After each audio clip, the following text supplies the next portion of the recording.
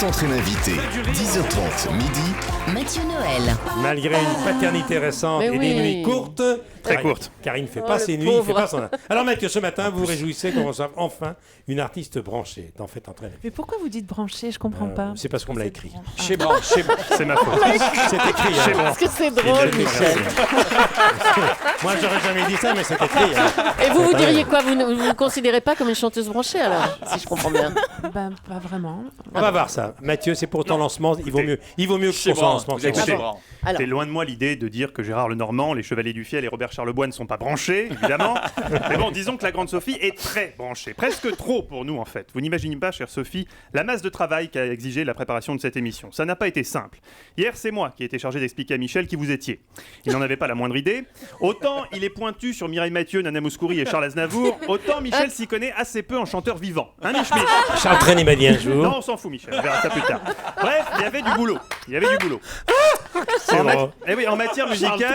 En matière musicale, Michel a souvent un temps de retard. Pour vous dire, il vient de découvrir Michael Jackson. Je suis un grand malade, moi.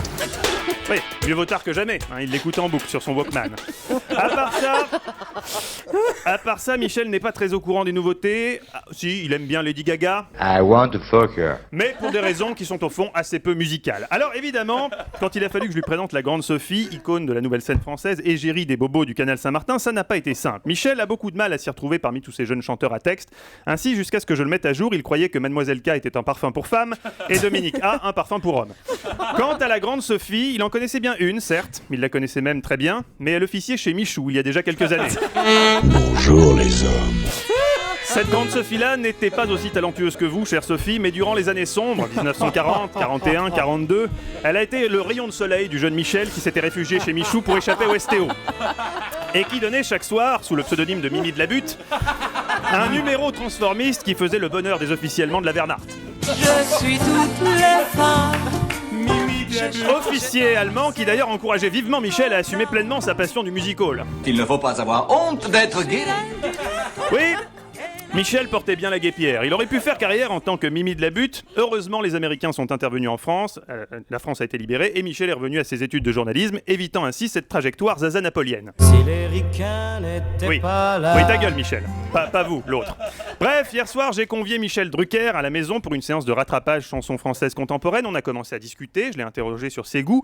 Très vite, je me suis dit que ses préférences musicales ne pouvaient pas s'expliquer uniquement par le mauvais goût. Il y avait autre chose. Alors que Michel... C'est dingue tout ce qu'on balance à Michel Drucker dans cette émission. Alors que Michel me confie à quel point il est admiratif du dernier album de Daniel Guichard, j'ai compris que quelque chose ne tournait pas rond. Je lui ai dit, Michel, est-ce que par hasard vous n'auriez pas oublié votre bilan annuel au DICA? J'adore les endives. Non. Les endives oui, au non, jambon. non, je disais, vous n'avez pas oublié de faire votre bilan annuel au DICA pour l'audition. Est-ce que vous entendez bien? Mes oreilles sont très sensibles et tout est refait en acier. Une balle à Corregidor, elle m'a traversé les conduits. Je me disais aussi, c'est donc ça. Alors votre album, Sophie, je lui ai mis très très fort. Alors Mich Mich, c'est bon ça, non? Une chanson bien chantée avec en plus de jolis textes. Oui, c'est une étrange sensation. Hein. Ah bah oui, c'est sûr, ça vous fait drôle après Daniel Guichard. Bon, oui, bon, il a mis un peu de temps à apprécier, mais au bout d'une demi-heure, il était fan. Il a voulu écouter tous les autres, Vincent Delerme, elle, Benjamin Biolay. À la fin, il était conquis. Il m'a dit... Oui, finalement, cette bande de hippies est plutôt sympathique.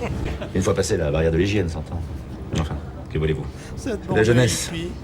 Tôt ou tard, la vie se chargera de leur couper les cheveux. Certainement, Michel, certainement. Enfin bon, Sophie, maintenant, en tout cas, Michel vous connaît. La réciproque, en revanche, ne va pas de soi. Au vu de ce que vous avez dit à Michel tout à l'heure en entrant dans le studio, j'en déduis que vous ne suivez pas beaucoup son actualité. Je vous croyais mort. Et non! Détrompez-vous, Sophie, non! Non! Michel est encore bien vivant. Réfléchissez un instant. Il bouge encore! Réfléchissez un instant. Quelle est, selon vous, l'origine du trou de la Sécu? Vous avez devant vous le responsable, un hypocondriaque qui passe plus de temps avec son médecin qu'avec sa femme et qui consomme chaque jour plus de pilules que Nadal avant une finale de Roland-Garros. Les études sont formelles, Michel est responsable à lui tout seul du tiers du trou de la Sécu. Et encore, heureusement, le Cialis n'est pas remboursé. Je suis déjà tout dur. Oui, Michel, mais ça, c'est à vos frais. Ça ne compte pas dans le calcul final. Bref, Sophie, vous m'avez l'air d'une jeune femme sensée. J'imagine que vous êtes contre la surmédication. Je te prie de faire très attention, je ne prends pas la pilule. Ah, j'avais vu juste. Je le savais. Bref, chère Sophie, vous l'avez compris, vous êtes très différente de Michel Drucker. Forcément, vos chansons parlent plus à la jeune génération. Ainsi, autour de cette table, je sais que Charlotte a tous vos albums et que Mathieu Madénian est aussi un très grand fan. D'ailleurs, Mathieu, qu'avez-vous pensé du nouvel opus de la grande Sophie? Écoute, aujourd'hui, j'ai pris du soleil sur la tête toute la journée que j'ai l'impression d'être fada. Alors, je te le dirai, mais patiente. D'accord. En même temps, on n'a pas non plus toute la journée, donc bon, je vais conclure sans vous. Tant pis, on se passera de votre avis. Alors, Sophie, merci d'être venue ce matin. Michel a été ravi de vous découvrir. Il a acheté tous vos CD et surtout, ça lui a donné envie de retrouver la grande Sophie de sa jeunesse, der grosse Sophie, comme l'appelaient affectueusement les officiers allemands. Alors, Michel, vous avez retrouvé sa trace? Aujourd'hui, il s'appelle Octavio Pedaluerdo et il organise des combats de catch dans toute l'Amérique du Sud. Ah oui, étonnante trajectoire. Oui, bah, pas autant que celle de Michel. Mathieu Noël.